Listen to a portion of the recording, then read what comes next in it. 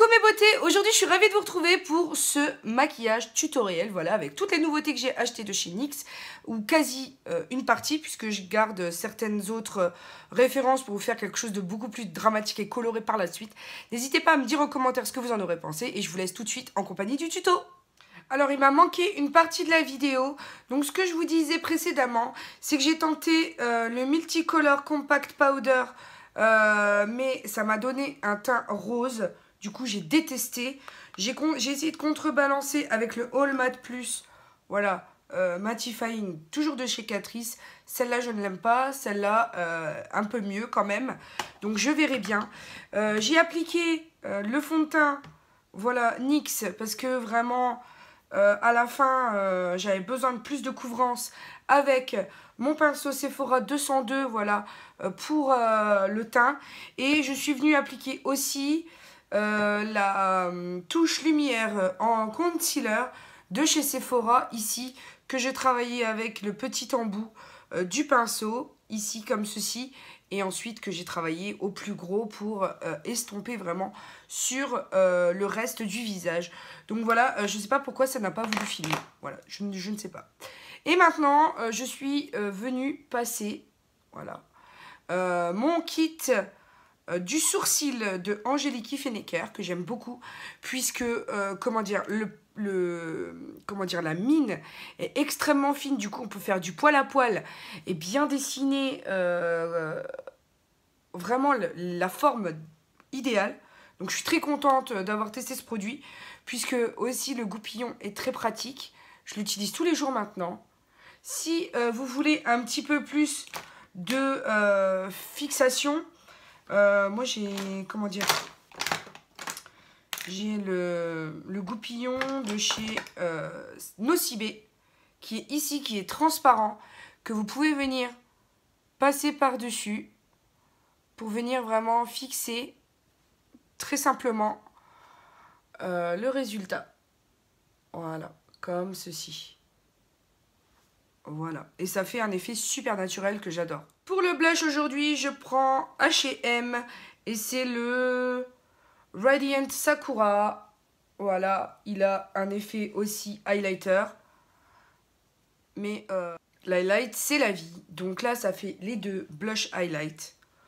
J'aime beaucoup l'effet un peu frosty sur le rendu. On va venir dans tous les cas renforcer cet effet avec le nouvel highlighter. Hein. Donc je prends en plus un blush de chez Becca qui est le Winterberry.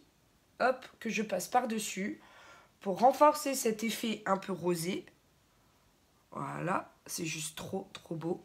Et je vais passer un tout petit peu de bronzer avec mon bronzer Bronze Goddess d'Estée Lauder. Voilà, parce que j'aime vraiment ce produit. Le sous-ton est parfait, ni trop chaud, ni trop froid. C'est pas la teinte la plus claire, hein. C'est la teinte 2 médium, parce que justement la plus claire aurait eu un sous-ton beaucoup plus chaud. Et j'aime bien quand c'est quand même un sous-ton froid sur ma peau. Ça me sied beaucoup mieux au teint. Du coup, je viens faire les arêtes de mon nez, comme ceci. Et un petit peu l'arête du cheveu, puisque j'ai un long front. Donc ça aide à raccourcir un petit peu et avoir cet effet d'optique. Et maxillaire. Et ici, le double menton pour cacher un peu tout ça. Je viens maintenant avec mon highlight NYX Narcissique pour renforcer l'highlighter. Et là, vraiment, c'est un très joli highlighter. Dans les tons pêche, voilà. Ici, sur le nez, sur l'arc de Cupidon. Voilà. Pour les lèvres, j'ai décidé de passer le Metallic Foil de chez Maybelline en teinte 100, le Psychic. Puisque c'est la teinte qui m'a le plus convaincue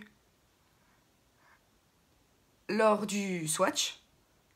J'ai ajouté le NYX Cosmic Metal ici en teinte numéro 16. C'est un crème pour avoir moins cet effet asséchant ici dans le creux.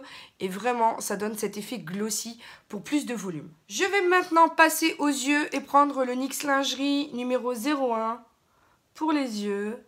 Voilà, c'est un crème un peu marronné. Et j'aime beaucoup ces applicateurs. Je trouve que c'est hyper facile d'appliquer et d'estomper ensuite avec le doigt. À l'intérieur du regard, je passe mon lip paint de chez L'Oréal en teinte 101, en teinte Eternal White.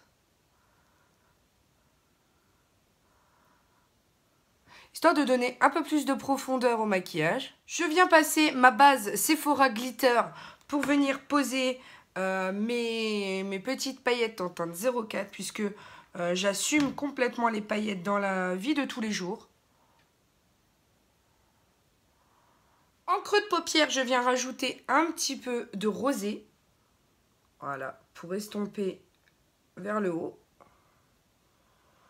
Du plus clair en ras de cils pour ouvrir le regard. Et pour terminer, une touche de mascara avec l'Ultratech de chez Kiko qui a perdu son réservoir comme vous le voyez. Donc je suis obligée de faire avec les moyens du bord. Du coup, ça dépose une trop grosse quantité de produit. Mais voilà quoi, faut que je le finisse donc... Mais vraiment, je ne le recommande pas ce produit parce qu'il m'a déçu quand même. Alors, je passe bien entendu mon goupillon Angélique Ifenecker pour